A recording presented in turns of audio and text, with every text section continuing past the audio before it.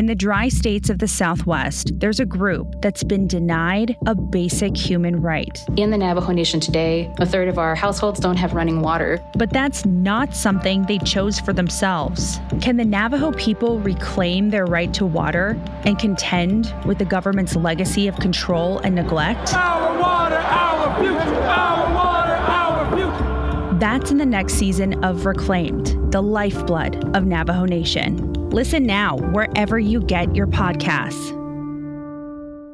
The body of Dylan Rounds has been found. Brenner pleaded guilty to second-degree murder. The man convicted is a violent career criminal. Why was he roaming the streets free? There's a known criminal, a violent criminal, somebody that's been involved with attempted murder, living right here. With an active felony warrant for aggravated assault. Had they locked him up, could Dylan still be here? That's the question.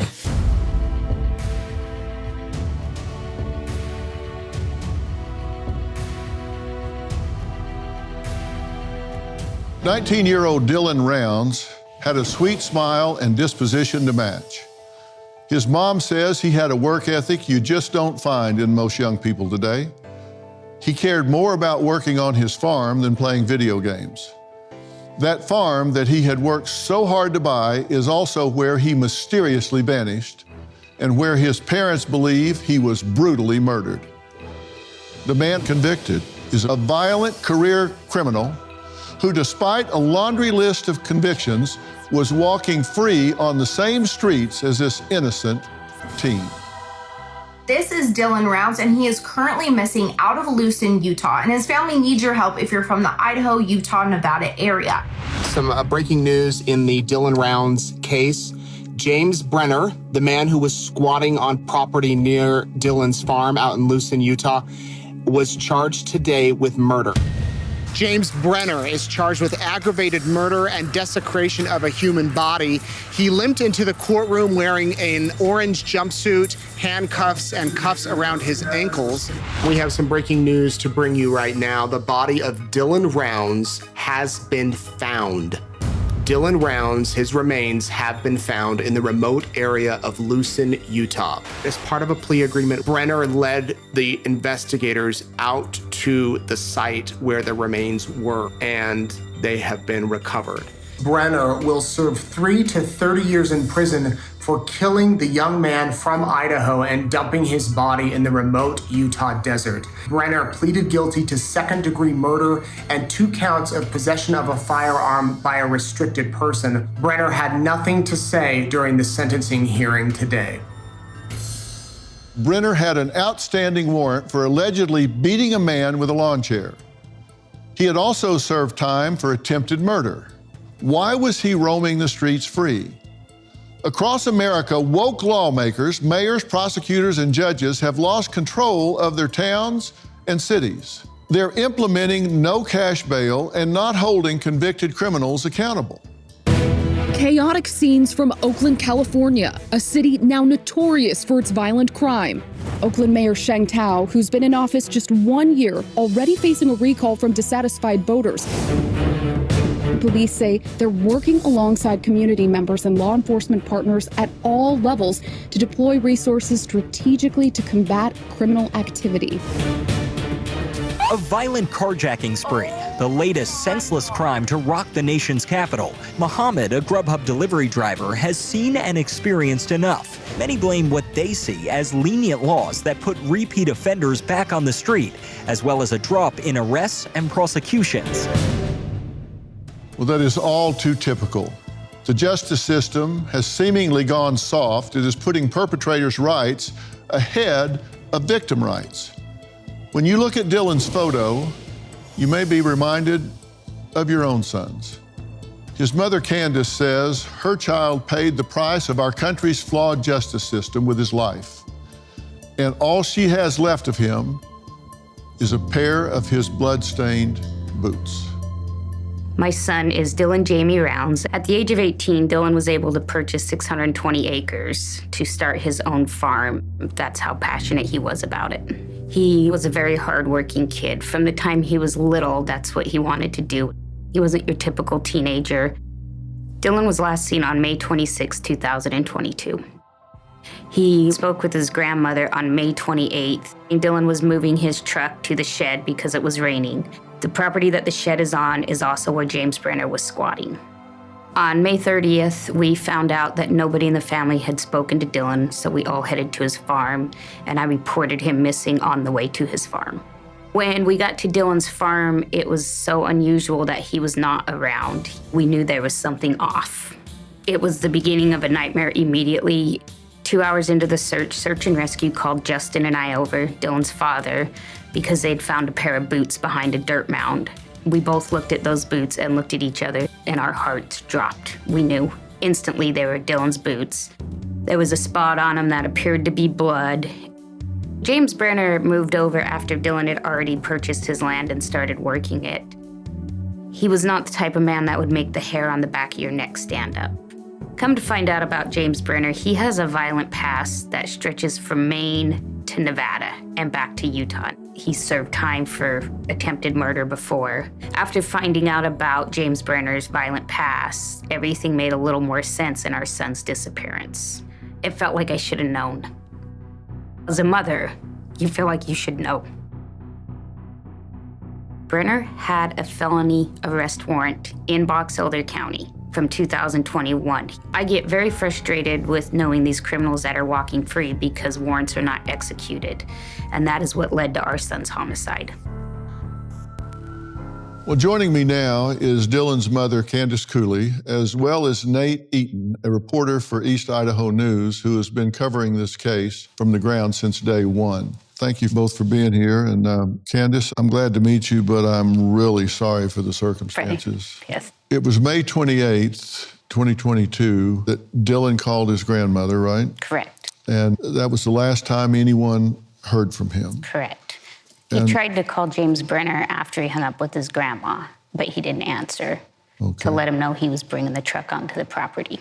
Okay. You say that the investigation has just been a nightmare. Yeah, I would say lack of investigation. On the first day is when Dylan's boots were found. The very first day, and they were literally thrown on the back of a side-by-side, and everybody shrugged their shoulders and just kept moseying around. Really? Yeah, it was an hour and a half into the search and rescue found him. And the search and rescue team was amazing, right? That's when the sheriffs that were there should have taken over, with blood on his boots especially. But they didn't. No, and they were talking to Brenner and just moseying around. It was so strange. Nate, is this just lack of resources, small town lack of urgency? Why did this get off to such a slow and bad start? I think it's a little bit of that, what you mentioned. Think about a kid disappearing in the middle of nowhere. This is a desert. Nobody's out there. He disappears. 2 or 3 days go by. Candice contacts me as a news company and says, please do something. Get the word out. My son is gone. Then they find his boots by a pile of dirt, and on those boots is blood. I mean, you would think that the urgency there would have been escalated a little bit, but still, nothing. You know, here's a map of the area, and you're saying that Brenner was kind of squatting on this land, right? Correct. He had a camper here, and how far is it to here behind this rock that his boots were found? What's that distance across there? It's not very far, maybe 70 yards, and it's a big dirt mound is what it is. Okay, so all they have to do is punch up one thing to discover that there's a known criminal, a violent criminal, somebody that's been involved with attempted murder. With an active felony warrant for aggravated assault in the county of Box Elder. But yet nobody says, No. might want to talk to this person. Oh, they talked to him like he was their friend. Okay. They didn't even, it wasn't even about questions about like, when's the last time you seen Dylan, really stuff like that. It was like general chit chat about the weather, and it was bizarre. Wow. All right, well, let's take a break. Coming up, Dylan's parents say that after he disappeared, they watched the convicted felon who lived next door, 70 yards from where the boots were found, remove trash bags from their son's truck We'll talk about what that's all about next. Every notification on your phone announces another wave, a hurricane threatening lives, an East Coast labor strike threatening our supply chain, an international conflict threatening our peace, or an assassination attempt threatening our democracy. Supply chains for medications can be unreliable, but there's a way to feel safer in this uncertain world. Please research how to get your own supply of medications in case of a small or more significant emergency. I urge you to invest in a Jace case today. It's an emergency medication kit containing life-saving antibiotics that treat the most common and deadly bacterial infections.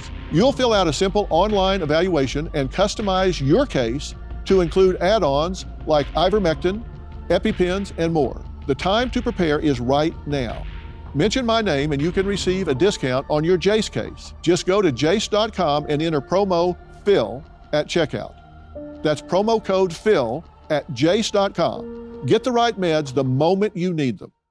Last night it was announced, it was filed that James Brenner, a man from North Dakota originally, is charged with 1 count of aggravated murder, a first-degree felony in Utah, and 1 count of abuse or desecration of a human body, a third-degree felony. On or about May 28th, 2022, the defendant did 1, intentionally or knowingly cause the death of another. James Brenner has a violent history. He has faced charges elsewhere. He's been in jail on a firearms violation because he's a convicted felon. Count 2, abuse or desecration of a human body, a third-degree felony that on or about May 28th, 2022, the defendant did intentionally and unlawfully disturb, move, remove, conceal, or destroy a dead human body or any part of it. Well, tonight, a man with a lengthy criminal history has been convicted with the murder of Utah teen Dylan Rounds. This is another sad example of why we need to be critical of progressive policies that allow repeat offenders to go free. Dylan's mom says the man not only slipped by law enforcement before Dylan's murder, but also right after. Candice, you saw him removing things from your son's truck, trash bags. From the shed that his truck was pulled in. June 2nd, James Brenner pulled Dylan's grain truck out of the shed and began removing items from the shed in garbage bags and putting them in the back of his own personal pickup, with law enforcement watching. And this was after Dylan had disappeared, Dr. Phil. This was several days after the fact. How was this not part of a crime scene? So nothing in this whole ordeal, nothing has ever been taped off a crime scene. Not when Dylan's gun came back, not when the key fob came back, not when the boots were found, not when the garbage was removed, never. And so the officer that was with me, he went up and he asked him, "What are you doing?" And he said, "I'm spring cleaning." Those pictures of that shed were after the supposed spring cleaning. He was cleaning evidence. He was spring cleaning someone else's shed? Yeah. So what are we looking at here? This is inside? That's the inside. That's after spring cleaning. So if you're going to spring clean, aren't you going to clean? That doesn't look very clean. He was taking out specific stuff. Brenner he was a pig. He never cleaned anything. That whole place was full of beer cans from him and garbage. Whatever he was taking out of that shed that day was specifically for a reason. And one of the things that you're upset about, that I'm upset about, Nate, you're furious about, because I've heard you speak about it, is he had open warrants at this time. And that's what we're talking about. We've got a system that has someone that has a violent history, and he's out on the street, and the best predictor of future behavior is relevant past behavior, and he has a history of assault, attempted murder charges, but he's out walking around and nobody knows it. On June 3rd, as far back as '86, 2 counts of assault with intent to murder, possession of a deadly weapon. Now, the outcome of that arrest is unknown. Right. We can't find that out. About 6 weeks later, assault with intent to murder. Outcome of that arrest is unknown. Then we go to November 1st, maliciously injured and assault with intent to murder, rape and rob, served 33 months in prison. So we do know the outcome of that one. So within a year, 1, 2, 3 different entries on his record, all alleging violence. And one, he serves 33 months in prison. Then we jump 2 years, violation of probation. So he's offended again. Outcome of that arrest, unknown. So that's in Maryland. Okay, now we go to North Dakota. June 16, 2002, DUI, pled guilty. June 15, 2011, assault misdemeanor, that got dismissed. March 20, 2017, failed to yield at an intersection, fugitive from justice, probation with malicious shooting, outcome of arrest, unknown. February 20th, 21, aggravated assault, 3rd-degree felony, paid bail, released on outdated warrant. So that warrant was not a paid bail. He was arrested on that on February 11th, and they did release him on his own. He was back out on the property within hours. And they had it in April of 2021. The judge had amended it and said if you don't appear before such date at Box Elder, it goes to a non-bondable warrant.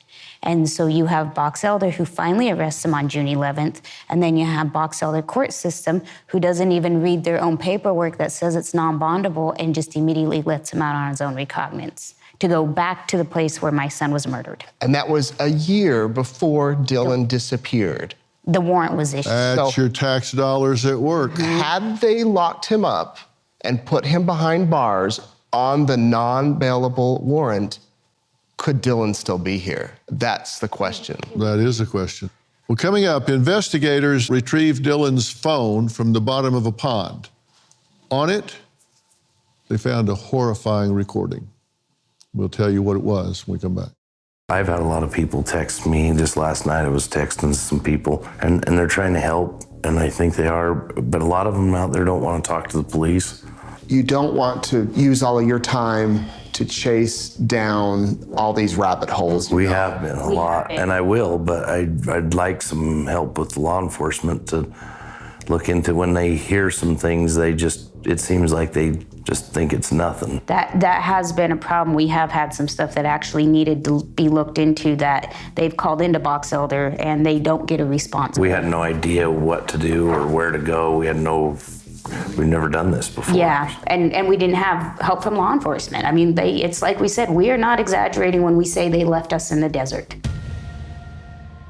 The parents of Dylan Rounds have been desperate for answers since their son mysteriously vanished in 2022.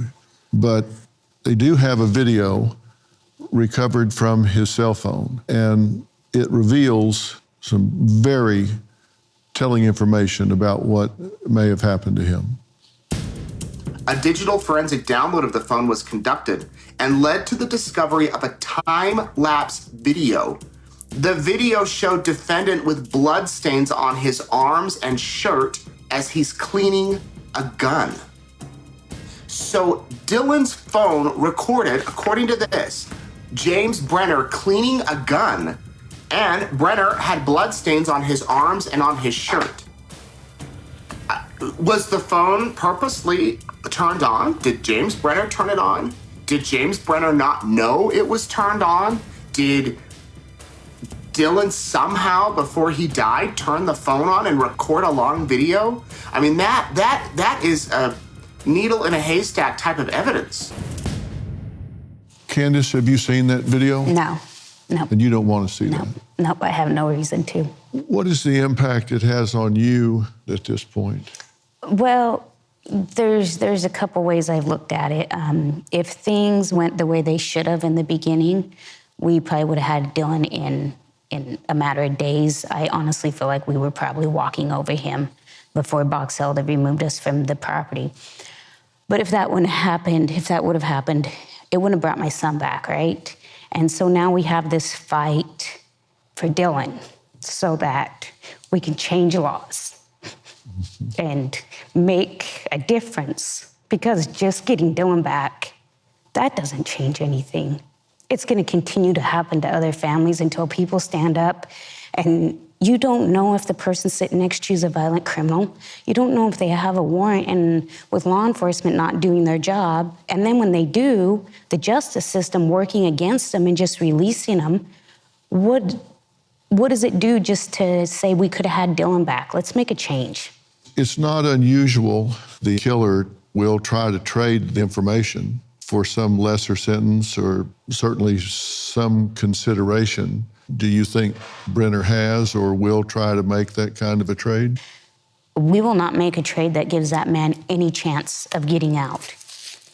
People see him, that one video that Nate filmed when he went to court with us, that he looks weak and he's meek and it's all an act. The man is strong and he's a big burly guy. Yeah, he's lost weight because he's in jail, but the limp and the twitching eye, it's all an act.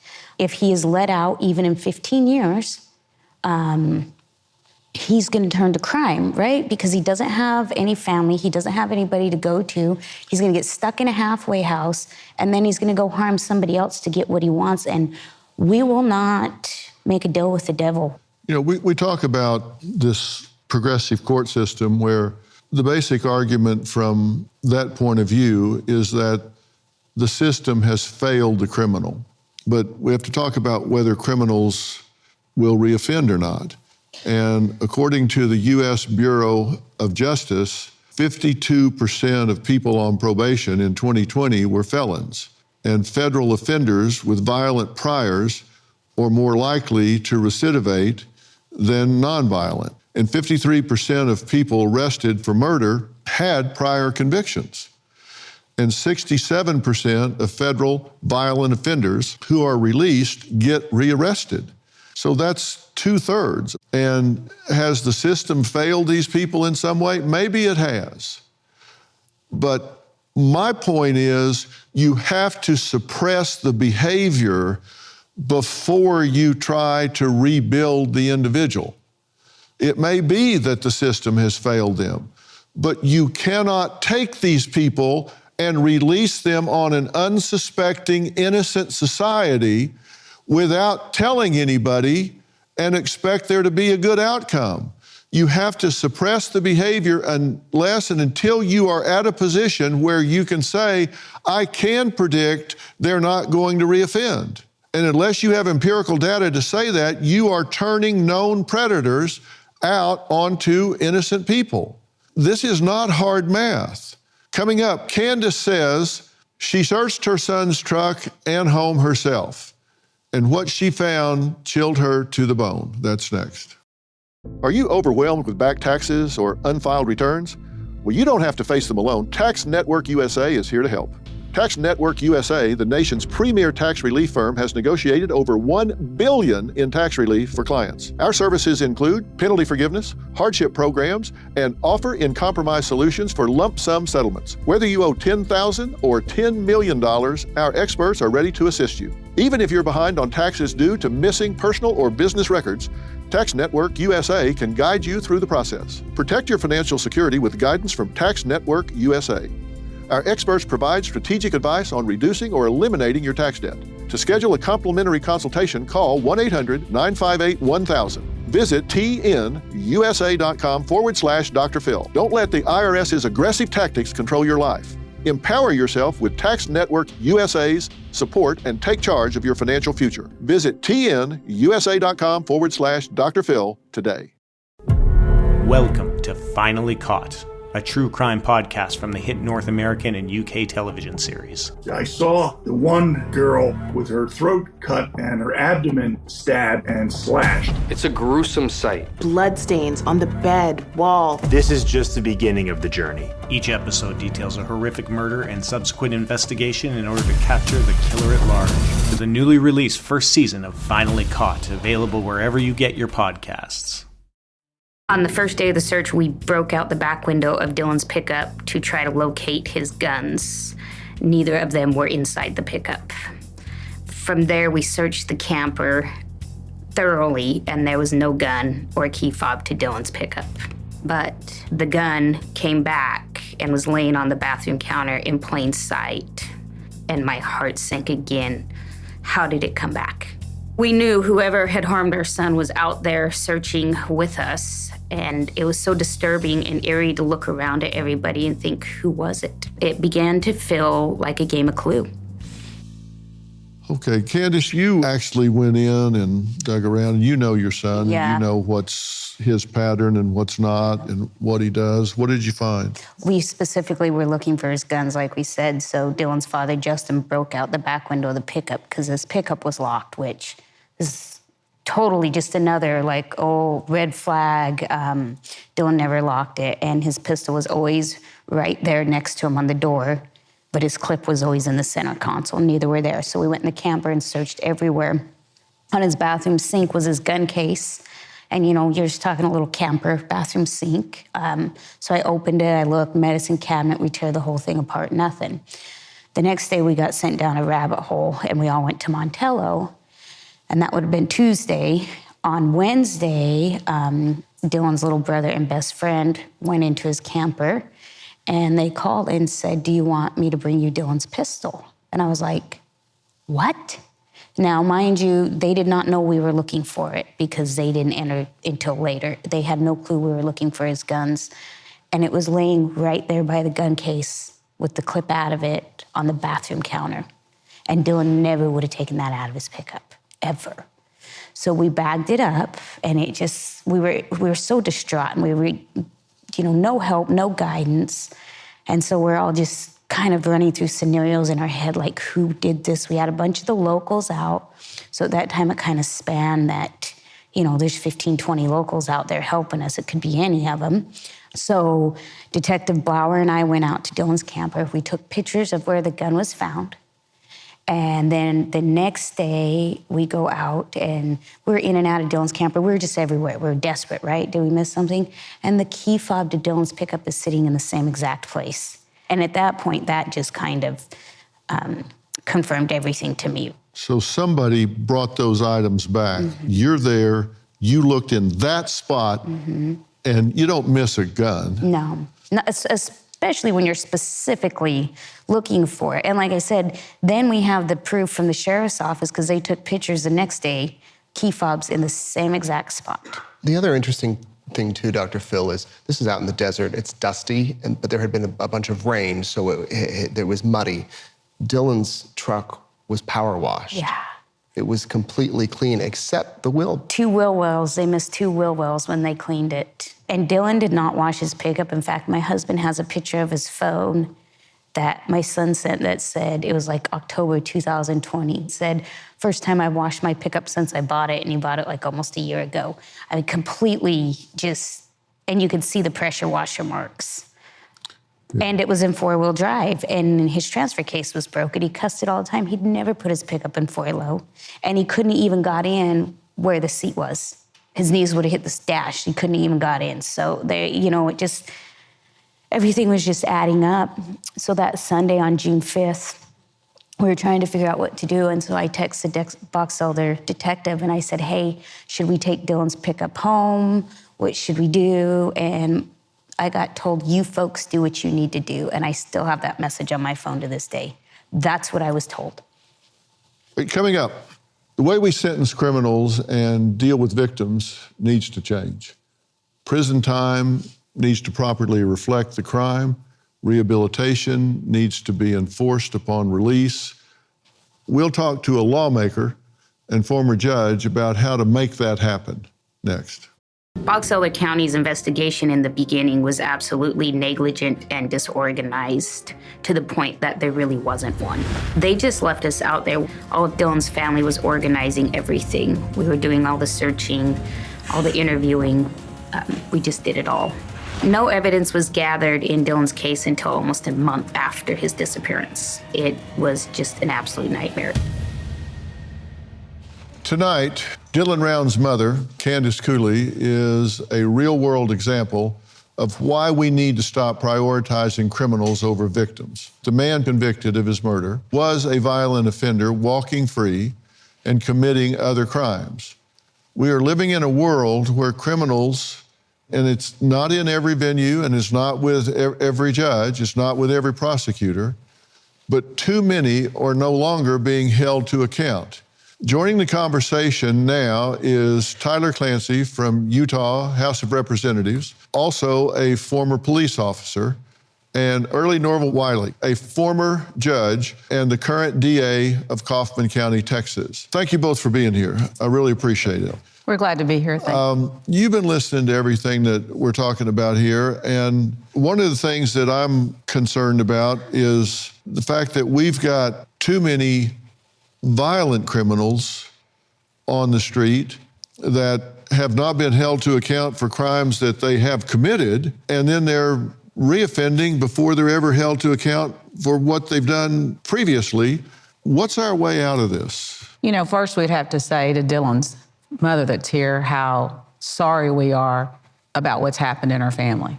It's awful. But what can we do about it is what you just said, is hold people accountable for the crimes that they've committed, educate the public, because that's going to be our jury panel. And so as we educate them and they talk about punishment, then they will know the sentences that are involved. If I looked at this case, because you provided the information, this offender I would consider him a violent offender. And in Texas, he had prior felonies. And so he's the type of offender you deserving as a habitual offender to get a serious sentence. But there was a gap in this, right? He was out on a bond. And so that's another issue too with a violent background. And you can take that into account as a judge, right? I mean, you can look at their criminal history. Yes. He wouldn't have been on a bond that I would have made, so. And even after they arrested him on June 20th on the gun charges, this was after they arrested him on the aggravated assault charge, they again set bond. But the feds got him before Box Elder was able to let him out. The feds nabbed him, or he would have been out again. And you know what? To build on what Candice has said, really, I think what we're looking at is the pendulum has swung pretty far in the other direction.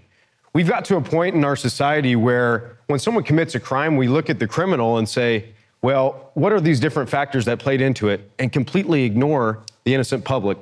Any criminal justice system that doesn't begin and end with keeping innocent people safe from repeat violent offenders is a failure. Well, there's no question about it. And one of the most fundamental principles in psychology is you don't reward bad behavior. Yes. You have to consequate what happens. I mean, if somebody does A, they need to be able to predict B. Not some of the time, but all the time. It starts with children. They need to understand, if I do A, I get B. I do C, I get D. I mean, that's those fundamental human behavior that you can imagine. And we don't seem to be able to figure that out in the justice system. You hit the nail on the head. You don't have to be a criminologist to figure out what those next steps are going to be. I've been there. I've arrested an individual who, it was a domestic violence situation. He fought the police. He goes to jail. Before we're done typing the report, where do you think he is? He's back at the house. You don't have to be an expert to understand these fundamentals of human behavior. All right, well, coming up, Tyler is going to tell us about his new bill to help victims just like Candice. That's next. These days, too many prosecutors and judges think they are being compassionate when they release repeat offenders. But who are they being compassionate for? What are they really doing in putting violent perpetrators back into the public sphere among an innocent and unsuspecting public? And I've said, look, maybe the system has failed these people. I get it. Maybe they have. Maybe they weren't protected when they were children. Maybe they needed some kind of training. Maybe they needed some kind of chance, and they didn't get it. I understand that, and that is a reasonable goal to change. But you need to change it in anticipation of what's going to happen. For those that are already there, you have to suppress and contain that behavior. Somebody that gets shot in the head, somebody that gets killed, raped, home invasion, whatever, they don't care that this person had a rough childhood.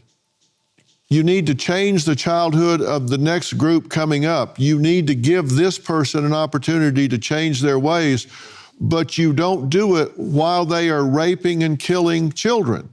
You just don't allow, that's not how you fix this system. Now, Tyler says he's filed House Bill number 308 to streamline the judicial process for crime victims. Talk about what you're doing. Well, thanks for that lead in, Dr. Phil. Really, Candice has spoken her story as a mother, But you're also a mouthpiece for hundreds of families, not just in the state of Utah, but across the nation. Because I'll tell you, when someone's life is turned upside down by crime, it's not over. There's a long process to go, as you alluded to at the beginning of this. House Bill 308 seeks to make sure that the victim and their family has someone with them every single step of the way. So when a trial's pushed back for 8 months, you know why. You don't have to go searching for answers. We need to make sure that there's someone there communicating with the family every single step of the way to make sure that they're not collateral damage in the process. The truth is, some of these people can get arrested too quickly. You get one bite at the apple, and if you don't have a body and you don't have some physical evidence connecting a suspect to the crime, it can sometimes take time, but they need to build a case before they arrest, because if they arrest too quickly, it can get really bad. You're right, Dr. Phil, of course. But in that process, and I think that's what the representative is alluding to, is at least the family maybe not need to know the details of the investigation, but why it's taken longer. Because that's what we're finding out with the families. They're not in the loop, or they have a victim assistance coordinator from the police. Then they meet at the DA's office. And so they feel like they're in the shuffle. And to build on what you've been saying, we're concerned. Yes, absolutely. In this country, you're absolutely guaranteed certain rights. But the most important right is for everybody to be able to exercise their free rights in a free society. So the innocent victims you're speaking about, their rights are being violated. And we never take that into account. We're looking at the defendant. And of course, there's a proper place for that. But the family's the one left to pick up the pieces. Why is it taking the trial so long? Why is this guy back out on the streets? Why did he post a bond? Why did the judge set the bond so low? What factors were taking into place? And if I'm a family member, you feel like you're getting run around. Yeah, well, we got, I'll give you an example of kind of some of the stuff they put us through. So on December 11th of 2022, we were asked to meet at Box Elder Sheriff's Office and with prosecution. This was before charges. They were going to show us all the evidence that they had enough to charge him. We were not shown any of the evidence. We were actually asked to have Dylan declared legally deceased to make their case easier. This was 6 months after the fact. No body, no charges.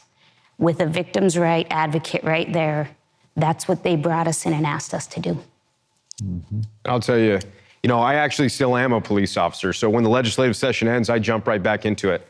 Behind every badge is a human being. Right. And humans make mistakes. But we ought to create systems to make sure that those mistakes don't re-traumatize victims' families, and make sure we have professionals with you throughout the process. Yeah.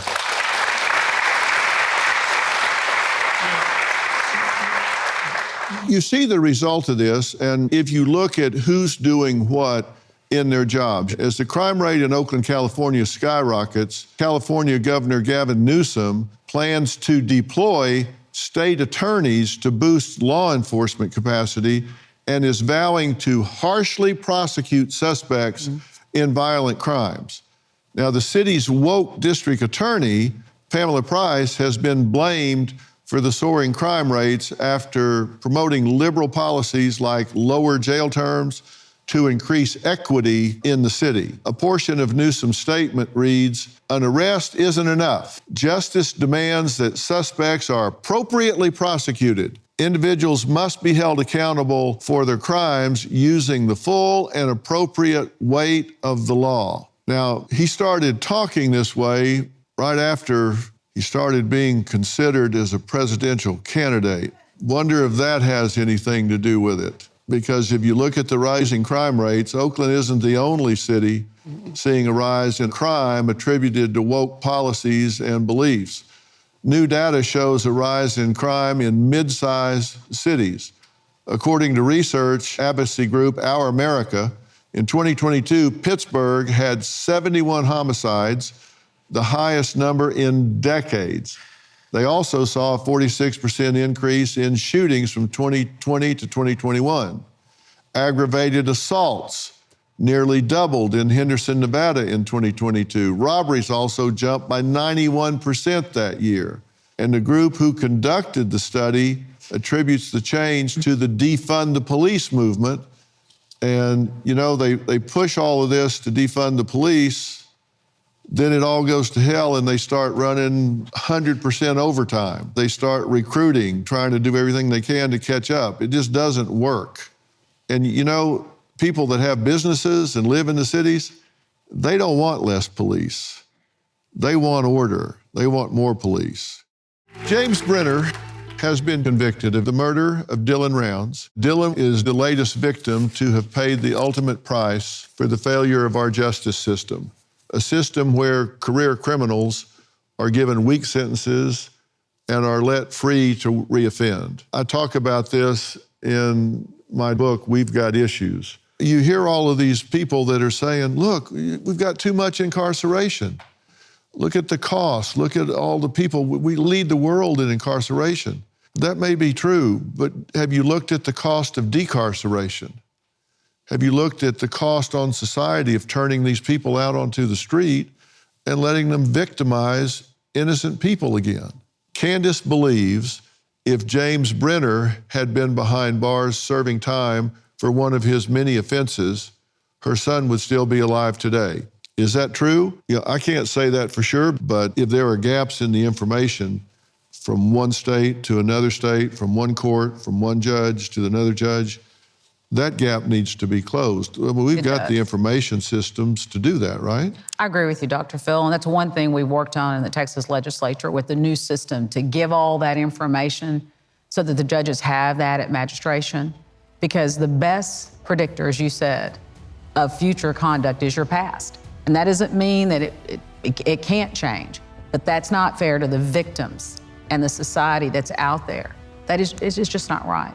And so we balance that, but a violent offender is going to be a danger to the people that are out here in our society, in our communities. And we're gonna stop that.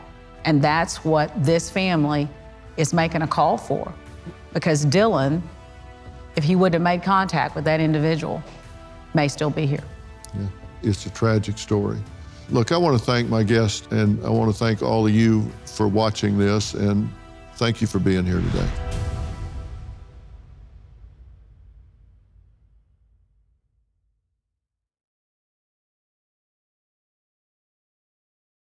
Marketing is hard. But I'll tell you a little secret. It doesn't have to be. Let me point something out. You're listening to a podcast right now, and it's great. You love the host. You seek it out and download it. You listen to it while driving, working out, cooking, even going to the bathroom. Podcasts are a pretty close companion. And this is a podcast ad. Did I get your attention?